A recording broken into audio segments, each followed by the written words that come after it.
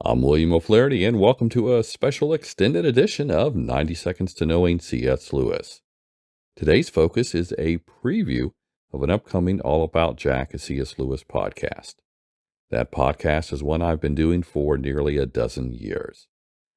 The new show I'm previewing here deals with comparing The Lion, the Witch, and the Wardrobe book versus the movie.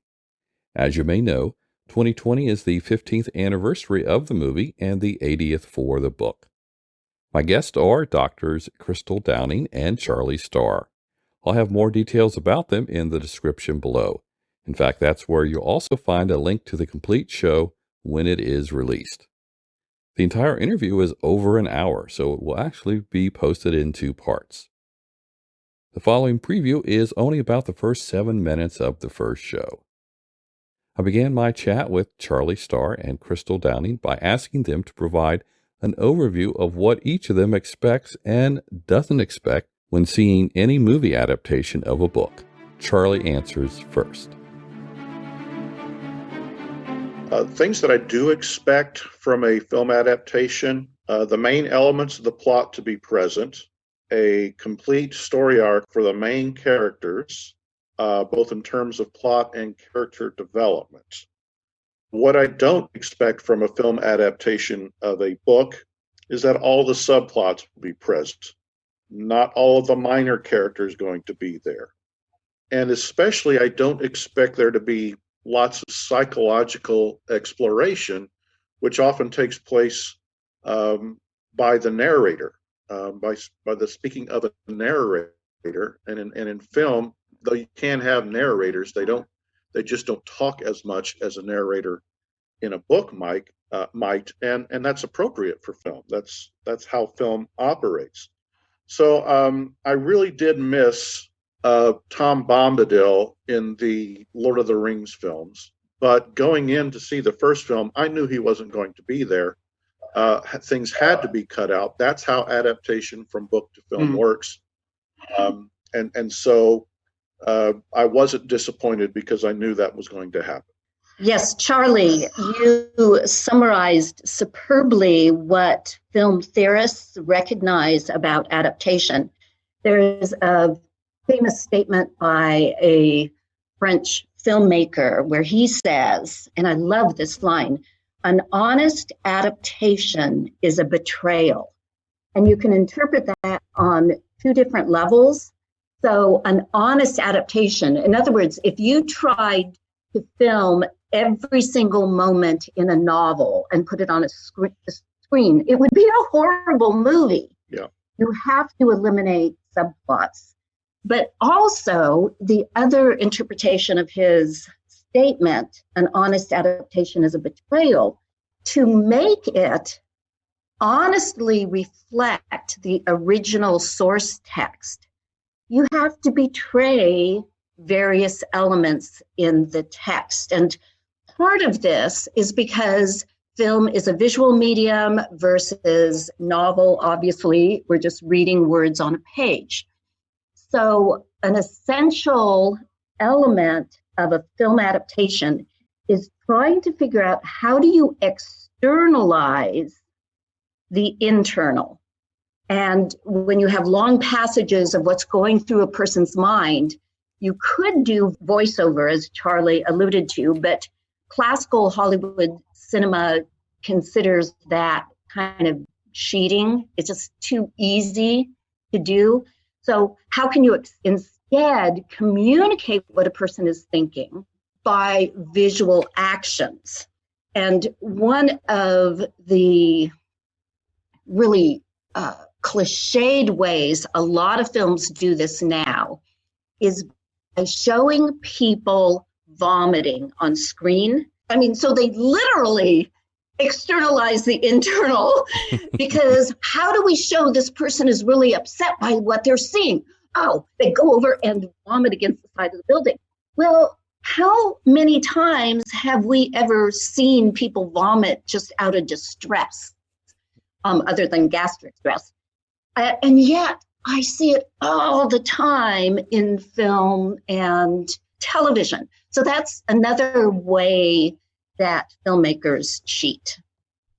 Well, now, thinking back to your younger days, 15 years ago, tell us what your gut reaction was when you first saw the Hollywood production of The Lion, the Witch, and the Wardrobe. Do you want to do it at a scale of 1 to 10, or however you want to give your feedback? I don't do numbers well, so I just would like to say it captured me from the opening music, and this film has quite deservedly been nominated for awards for the music, so that tense music and then seeing the airplanes coming over London for the Battle of Britain, it builds tension, but that's a good example of adding things to a film that actually give it substance to reinforce what the context of the film is. Because, of course, Lewis was writing about something that he went through, the Battle of Britain. This is the reason children were evacuated. And I think if we're going to show this film to contemporary children, they need to understand, why are all these parents putting their children on trains? How could they do that? So I was armed right from the beginning. Somewhere in a parallel universe, there is a Charlie Starr who went into film studies instead of literary studies. I have a little bit of a film background. I did do some film study and I have taught film, but I am mostly an English teacher. But I'm the English teacher who always found himself having to justify film to his English teacher friends, who would always criticize film with the famous, "the book is always better" line. But film isn't book and shouldn't be judged that way. When book is translated into film, that is an act of adaptation. I suppose it would be worth spending some time thinking about how Lewis's concept of transposition can be applied to the adaptation of any book story to film. So that's an interesting concept, maybe for another conversation. But if the question is, was The Lion, the Witch, and the Wardrobe a faithful adaptation of the book? For me, it was. I loved the film, and I still think it's a strong film. Let's dig a little deeper then into some specifics. Let's first consider, what did you especially enjoy about the 2005 movie, or in other words, what did they get right? Well, I loved Aslan, who was a computer-generated figure and cutting edge and state of the art in terms of technology. And I think Aslan may have been the thing that Douglas Gresham loved the most, because C.S. Lewis expressed his concern that if the book were ever made into a movie, Aslan had to be done so incredibly well that to do otherwise would be almost blasphemous. Sorry, but I'm ending the preview here. I hope you've enjoyed this sneak peek in the form of an extended edition of 90 Seconds to Knowing C.S. Lewis. Maybe in the future I'll post entire episodes of my All About Jack podcast here as an extended show. As I mentioned at the start, I'll post a link of the full interview that will be in 2 parts in the description below when I post them. And also, you can learn more about my guest doctors Charlie Starr and Crystal Downing in that area. Be sure to visit the website I maintain, essentialcslewis.com.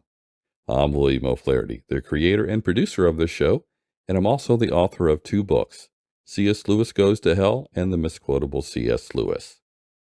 Finally, don't forget to subscribe to this channel and like this video and share it with others.